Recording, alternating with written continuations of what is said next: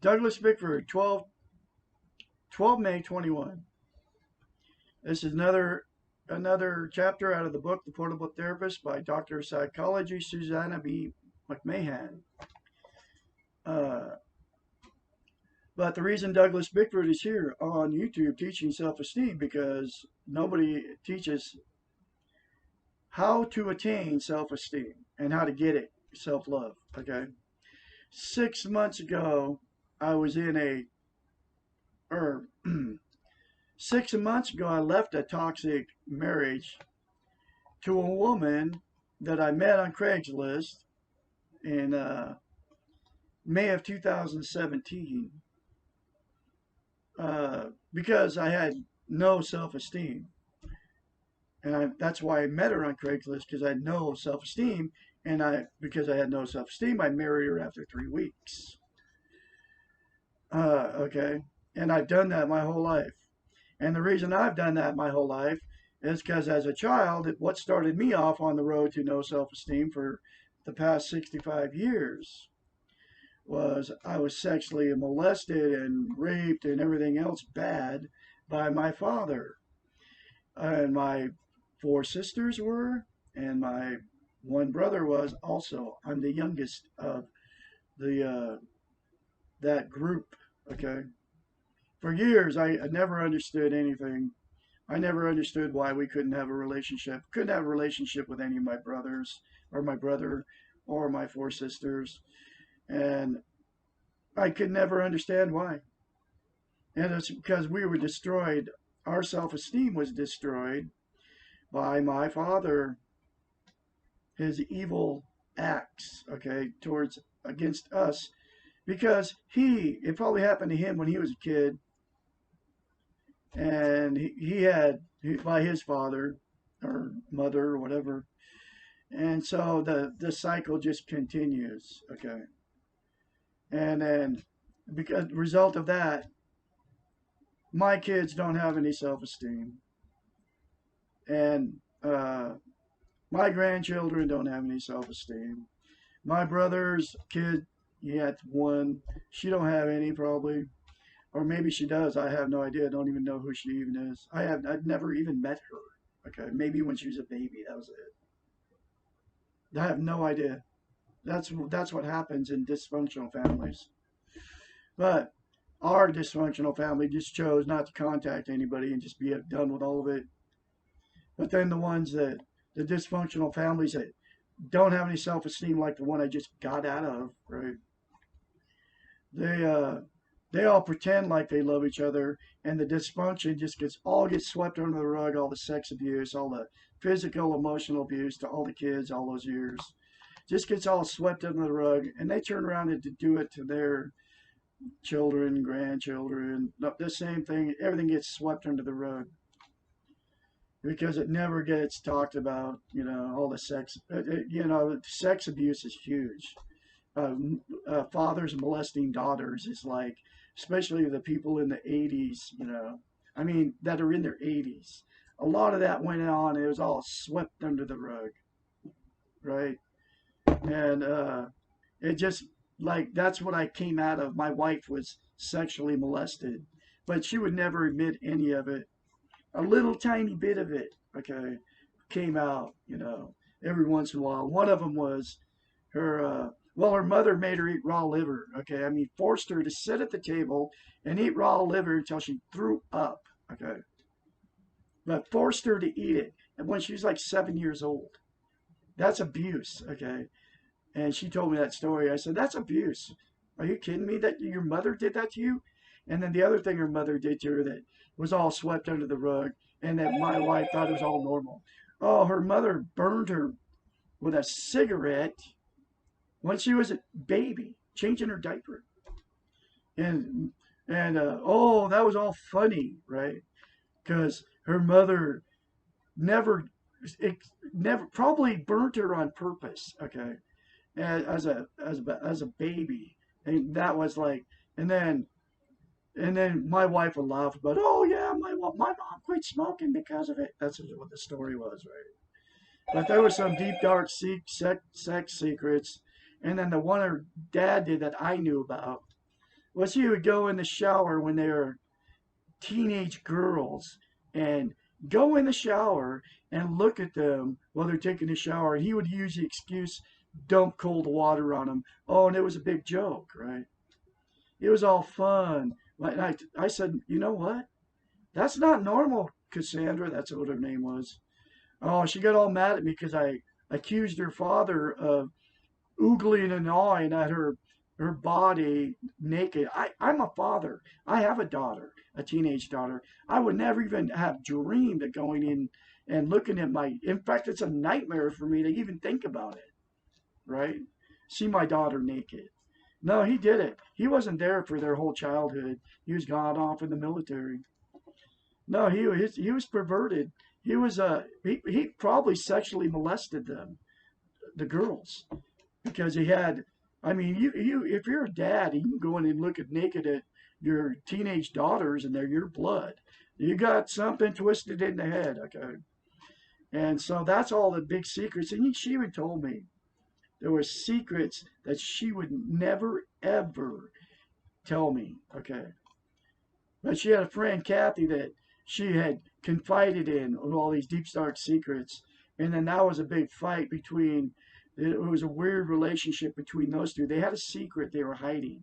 Because she had told me that her friend Kathy had a deep, dark secret, and she wouldn't tell me what it was. Okay. So she was holding Kathy's secret. Kathy was holding her secrets. And Kathy would use it against Cassandra. I mean, by controlling and manipulating her, the secret that she kept. Because it was like a weird feeling I would get when Kathy would come over there. Like Kathy had power and control over Cassandra because she was holding the secret from me about what had happened to Cassandra. And I could feel all this stuff. I mean, it's like, it was a bizarro thing. Anyway, that's why I'm not there anymore. And the God got me out of that so I could be, and I've let go and love and all against, because I've learned that you have to let go of all that in love. And to her right now, I'm saying to her, if she ever watched this video, I'm letting go in love because it had to happen that way. And she'll never see that video because she's in denial about all of her past sex abuse, and that's why she is the way she is. She'll be relationship jumping forever. She'll never have to have I've been free and clear of having a relationship because I got self-esteem, self-love by the one simple concept in this book, which is look yourself in the mirror and say, I love you. That's it. Now, this is the chapter 19 from the book, Portable Therapist by Susanna McMahon. What is the answer? This question has two possible answers and two different ways to behave. Depending on your answer to the question, how do I feel about myself right now?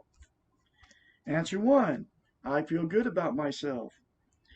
I like what I did or thought or said, and I'm doing the best I can. Behavior 1, reward yourself. Pat yourself on the back, smile at yourself in the mirror, and say I love you. Buy yourself a treat, like go out to breakfast or anything small like that. Say something nice to yourself. Say I did well. Answer 2, I feel bad. I don't like what I did, said, or thought. I wish I would have not done that. I am uncomfortable about this. Behavior 2, do not punish yourself. Do not say bad things about yourself. Say, do not allow guilt to enter. Simply plan to do something different the next time, to try another behavior or thought. Like,